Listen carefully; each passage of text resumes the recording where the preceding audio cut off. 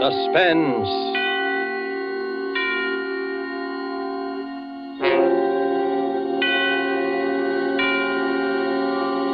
This is the Man in Black, here to introduce Columbia's program, Suspense. Heading our Hollywood cast tonight is the distinguished American actor, Mr. Vincent Price.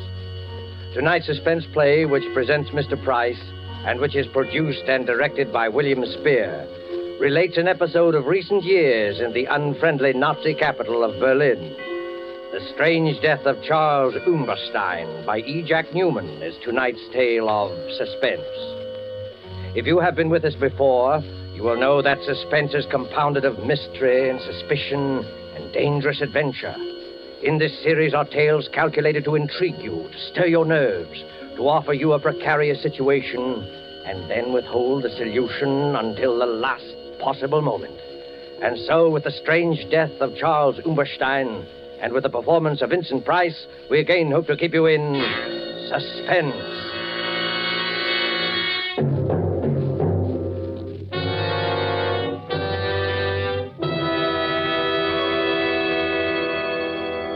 I was infuriated to think I had been trapped.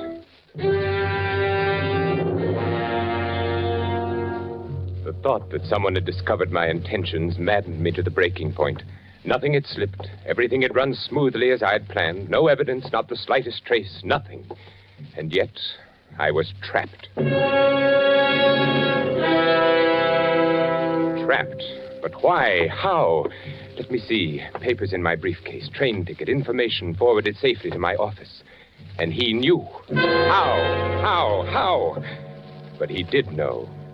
I stood quietly in my room, watching him, watching me, waiting for me, standing by the lamppost beneath my window, knowing he had trapped me, waiting for me.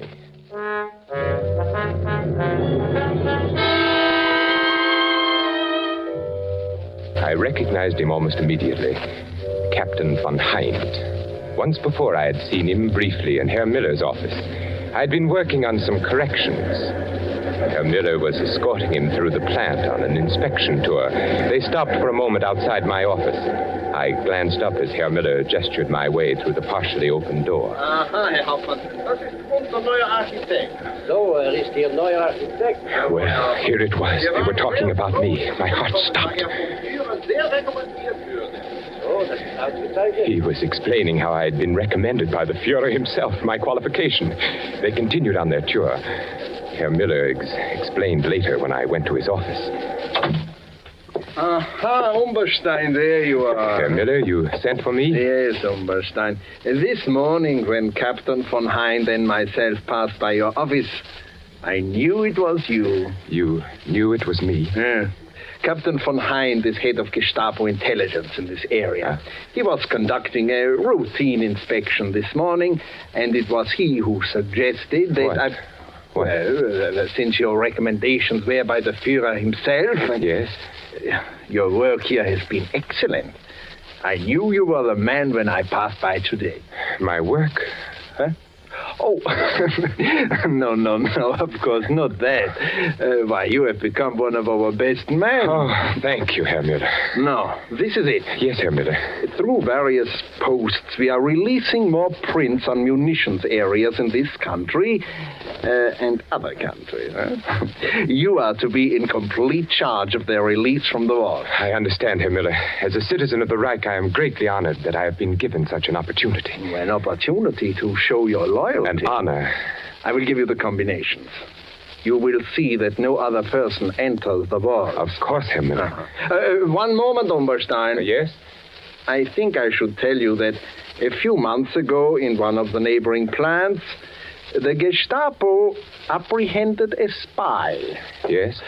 He was working for an enemy espionage service, found in possession of certain vital documents which he had access to in his work. And what did they learn from him? Well, many things. He was reluctant to speak at first, but it's difficult to hold out indefinitely. Well, he finally gave them enough information to locate other agents who had filtered in. It was well he was detected. Oh, yes.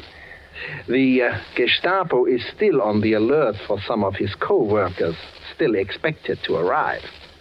Of course, they are ignorant of his confession and his fate. So, Herr Umberstein, I must warn you to take all the necessary steps against the possibility of espionage. We cannot be too careful. I shall be careful.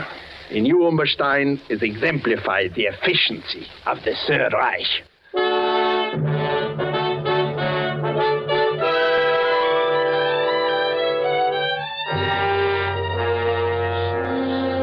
I closed my suitcase and looked down on the street. I watched him standing there. I kept asking myself, how could he know? This Captain von Hind, how could he know? The plan was perfect, the best yet, and yet I was discovered, trapped. It was a late Saturday afternoon, and the silence of the day hung heavy in the room. Outside it was cold, very cold, but in my room it was warm, stuffy. The radiator hissed and spewed as though it were the judge of the events to come. I was almost angry at it. A radiator. It was still light enough that he might see me if I crossed to raise the window. He wasn't aware that I was in the room. I hadn't turned on the lights. Now he stood there, waiting for me to return. I lay down on the bed, smoking, my thoughts troubled by the one question, how? How had he discovered me? Safely, I had avoided all connections with anyone who might have a chance to spy on my work. There was not the least cause for suspicion. An established citizen of the Reich, well-recommended, pure Aryan, employed as an architect in one of the country's largest munitions plants. Certainly there was no reason for him to suspect me. The Gestapo, this Captain von Hind, waiting to take me. Fräulein Keller. Absurd. Oh, of course not. Not she. But could you ever trust a woman?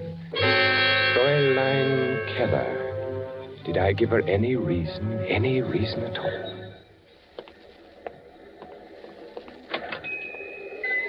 Good morning, Fräulein. Oh, good morning. My name is Charles Umberstein, and I am to be at the munitions factory near here. I wish to take a room. Oh? One facing the outer street, Fräulein, if you can accommodate me. Oh, I think so. Oh. We have one. It is on the second floor.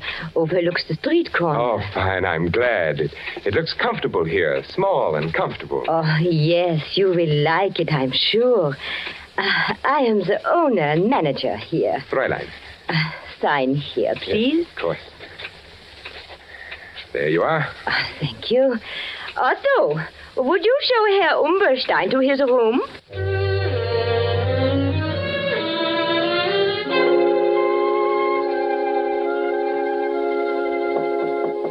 Yes? Yes, who is it? It's I, Fräulein Keller. Oh, just a moment. Yes, Fräulein? I have brought you some extra blankets. Oh. You may be cold. Oh, that's very thoughtful of you, Fräulein. And Herr Umberstein, down the street, a little cafe. You may find nice meals and a little music, too. Oh, wonderful. I am indebted to you, Fräulein. Oh, but you are my charge. I look after my guests. It is my job. Oh, that is most kind, Fräulein. Herr Umberstein, yes. I also dine at a little cafe often.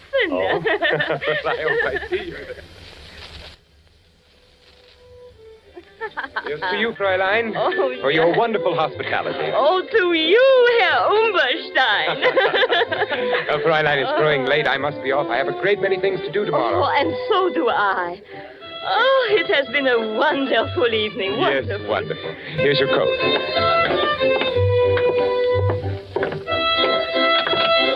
It's growing colder now, isn't it? Yes, the winter will be here soon. Too soon. Yes, but I won't be. Eh? You won't be? Oh, nothing, Fräulein, nothing. You will be here long. Certainly, Fräulein. Certainly, I was just wishing. Wishing? For what? No, I had done it. I'd started to thinking perhaps she could... For what? Oh, nothing, Fräulein. Nothing important. Only the hopes of every man. They become so near sometimes. They're almost reality. So? What else could I do? I had to lead her thoughts away somehow. She took the lead. You mean a woman? Yes. Yes, Fräulein. You. Oh, but We have known each other for such a short time. Only 2 weeks. That's true, but I've been aware of you for a longer time, though I've just met you.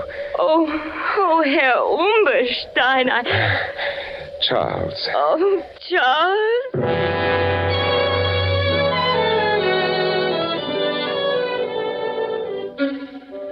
At first I was uneasy about the whole affair. And after a while, I did grow rather fond of her. She was so accommodating, and we dined together each evening, and I played my role to the letter. Never once did she mention my work. Oh. Fräulein Keller, what are you doing in my room? Well, I was...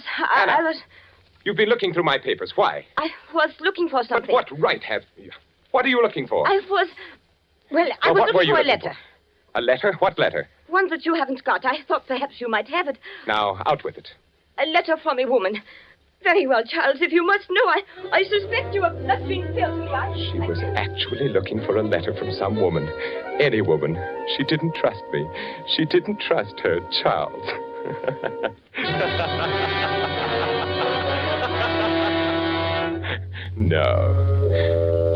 No, it couldn't have been Fräulein Keller. Who then could it have been? I walked over to the window and looked down at the figure who so patiently kept his vigil there. Captain von Hind, waiting. Why?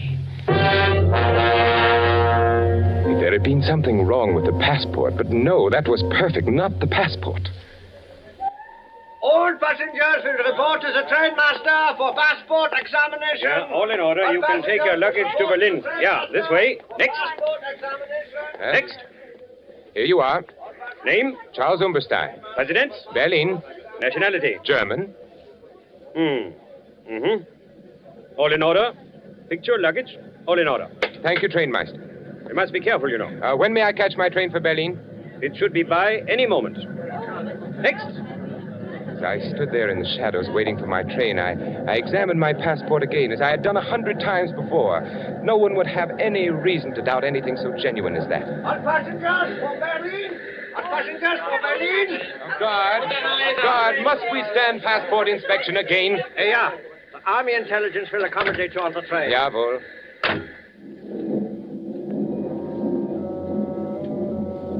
At 3 stops, my passport was inspected. A good test?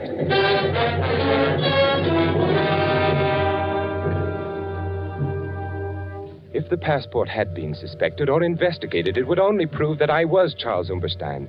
I had come by the passport through Hans.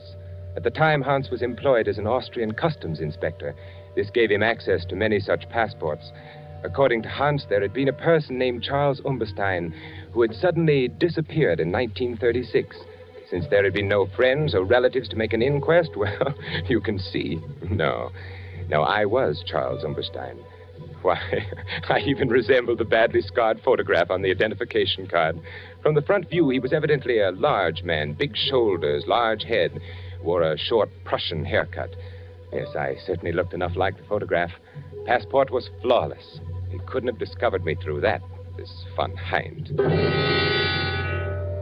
Something else. What else? The plans? No, of course not. They couldn't have discovered that. I merely made copies and left the originals. No, not the plans. Why, Hans and I...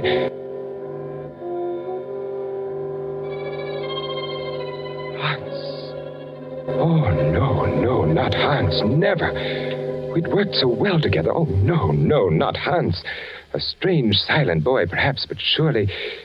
That night in 1936, when he gave me the passport, he was our man in Austria, but strange things happen even to the most loyal. All set, Charles. Then I will not see you again, Hans. Until I arrive, eh? I will be attached to an Army Ordnance division in the city.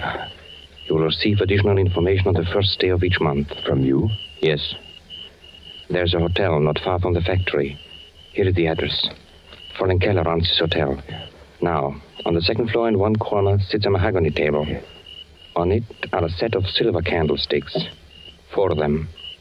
Beneath the candlestick nearest the right, you may find your information on the first day of each month. It will be written in code? Naturally. Be very careful when you pick it up. I see. And make no effort to contact me in any other way. And can I leave anything I might learn in the same place? Is it safe? Yes. Now, Remember, sooner or later we are bound to be introduced, you and I. My duties with the Ordnance Division will, of course... So near and yet so far kind of thing, eh? Yeah, very far. Once inside the city, I'm Oberleutnant Hans Neumann of Army Ordnance, understand? I am Herr Charles Umberstein, architect. Right. Well, time grows short. I must go. Everything checked. Your passport? Perfect.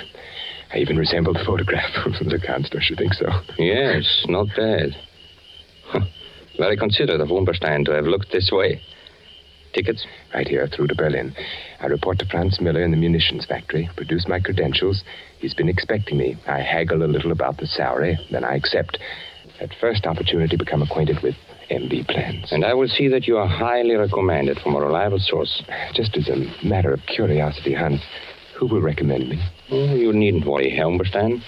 It'll be good, I assure you. Then goodbye, Hans. Oberleutnant Neumann, if you please. Oberleutnant Hans Neumann. Well, then, my Herr Charles Umberstein, auf Wiedersehen. Wiedersehen. Heil Hitler. Heil Hitler.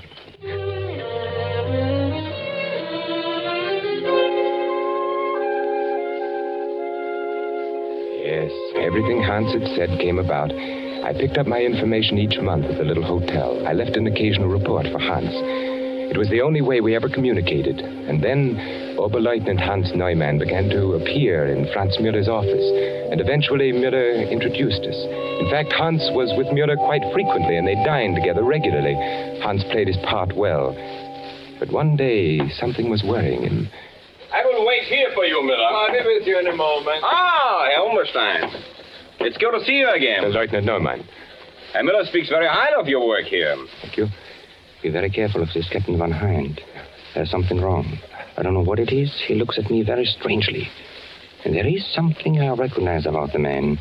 The eyes are... Look, met Umberstein. Yes. We were just chatting a moment. I've seen Van Hind somewhere before. Be very careful. And don't come with us in case they ask you. Well, you all ready? Why, yes, of course. Umberstein, would you care to join us at luncheon? No, thank you. I have some work to do. Always working. Eh? Well, then, let's go, Hans, yeah? Yeah, certainly. Oh, by the way, will Captain Van Hind be joining us today? No, Von Hind sends his regrets. Something is delayed. Oh, that's too bad. Von Hind, a remarkable man. No one like him in the service. No one like him. Goodbye, Lieutenant. Von Hind.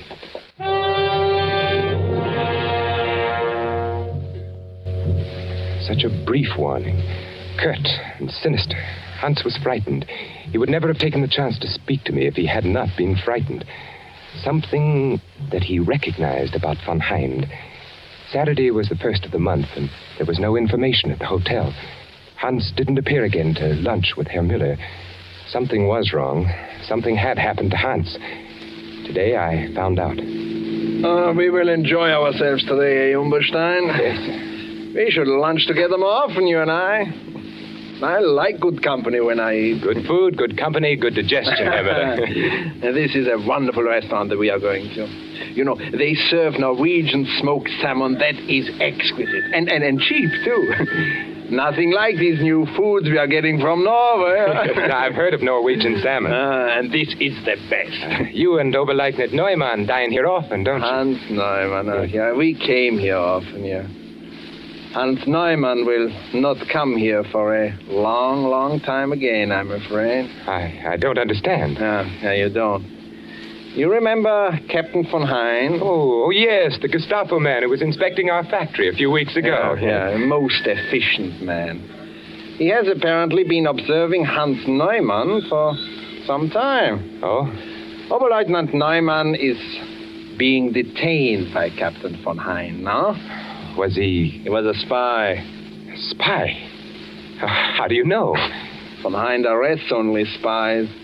And Von Hind never makes a mistake. The man is incredible. Was there something suspicious about Hans?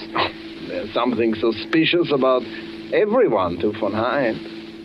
He himself asked me to cultivate Oberleutnant Neumann so that he could better observe his action. Yes, I noticed that you two lunch together very often. We lunch together at this very same restaurant you and I are going to now.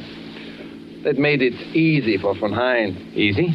Well, to study the man in leisure. von Hind always wants to be certain of his quarry. And where is Hans now? Who knows? Who knows what happens when Captain von Hind takes a man? Don't you admire such efficiency, Umberstein? Well, of course. Yeah, well, the captain did indicate that there were others to be rounded up, too. Well, here we are. Oh, look, you see them in the window? Norwegian salmon. Oh, they are beautiful, so red, so delicious. Are you hungry, Umberstein? What? Oh, yes. Oh, they do look delicious.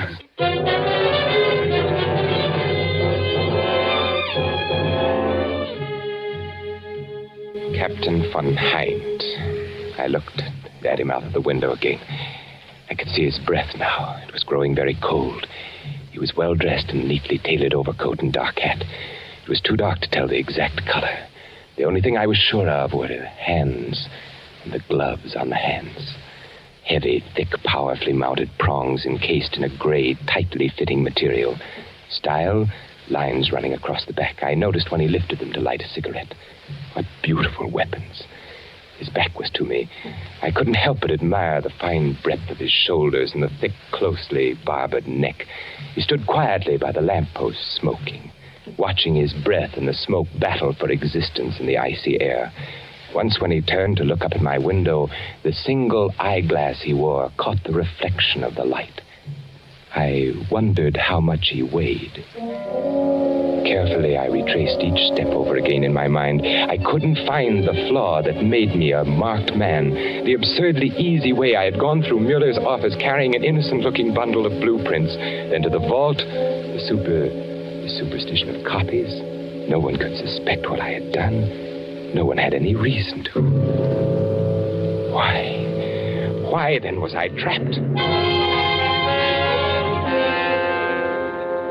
Of course he was after me, waiting down there. I wondered why he didn't come up and wait in my room. Surely he didn't know I was in the room. Perhaps he had searched my room one day while I was out. But what could he find? Nothing, absolutely nothing. A passport proving I was Charles Umberstein. A monogrammed suitcase bearing the initials C.U. A few letters and old papers. Nothing at all. I had never talked. I had never known anyone else in service except Hans. Franz Mueller was too stupid to suspect anything. Fräulein Keller, no. The passport, perfect. Only one other way. Only one other way could he possibly know. For an instant, the possible answer flashed through my brain.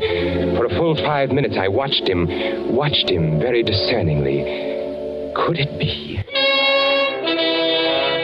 Could it possibly be? The stillness of the street below was broken from time to time by the blare of an occasional horn and the rattle of armored cars carrying soldiers to different parts of the city. Turning from the window, I groped about in the darkness of my room, searching for the automatic I had concealed in the slit compartment of my traveling bag. When I found it, I tested the chamber. Yes, it was loaded. I jammed it in my coat pocket, and putting on my hat, I stood there by the window, watching him. He seemed very ominous, very assured, waiting for me. He must have been getting anxious with his long vigil. I watched him signal to an accomplice across the street. Walking back and forth under the streetlight, I noticed something familiar. Very familiar. A bolt from off the bed, tied to a piece of cord attached to the light switch. Near the radiator pipe, room enough to pass it through, the weighted end dragging the string to the lobby below. I picked up my suitcase and stepped out of the door. The hall was dark and quiet. I walked down the stairs. The lobby was empty, deserted. At the bottom of the stairs, I placed the suitcase by the door, and I crossed to the desk. Hastily, I jammed a few bills in an envelope and addressed it to Fräulein Keller. Now, as I picked up my suitcase, I could see him very plainly on the corner. He was only a few feet from the entrance. The cord with its weighted end had fallen just short of the door. I stood there quietly. He looked up at my room. I pulled the cord. He was startled when the light went on upstairs, searching the window for a view of the occupant. I walked to the door. As I opened it, he looked at me, looked my way, gazed at me, point blank, seemed surprised. Then, assuring himself, he took a step toward me. Herr Umberstein. Herr Umberstein. Oh, you are... You are Charles Umberstein? Why, yes, Charles Umberstein, who entered Germany in 1936 from Austria? Here's my passport. Your passport, yes. I have always wanted to meet you, Charles Umberstein. I have always wanted to meet you face to face. You know who I am? Why, yes, you are. I wonder. You know, the others I have had my men pick up. But you, I wanted to attend to personally. It's because you are Charles Umberstein. Now we will just... I'm sorry, my friend.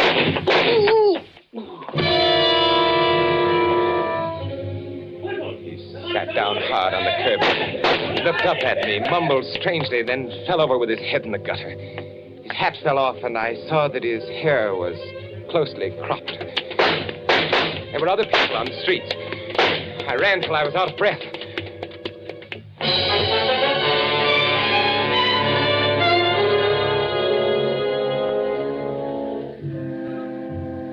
The next day, I picked up a Berlin paper on the railroad station. On the second page, I read the headline, Gestapo official murdered. Saturday, January 25th, Captain Charles von Hind, high-ranking official of the Gestapo intelligence service, was instantly killed last night by the bullets of an unknown assailant whom he was attempting to arrest on charges of espionage. Captain von Hind had been connected with the Gestapo since 1936. Prior to his affiliation with the Gestapo intelligence, he had been known by his real name, Charles Umberstein. His entry into such dangerous work made necessary a complete retirement from all public life. The Reich will long honor the memory of Charles Umberstein. I wired flowers from Geneva with a card marked Sympathy, signed C.U.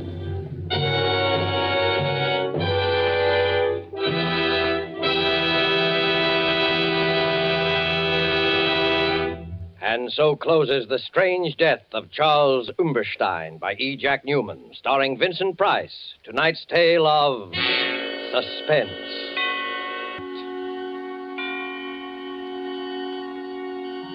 The producer and director of Suspense is William Spear. Music was composed by Lucien Morawick and conducted by Lud Gluskin. This is the Man in Black, who would like to draw your attention to the new day and time for Suspense, beginning next week, when Cary Grant will be our star.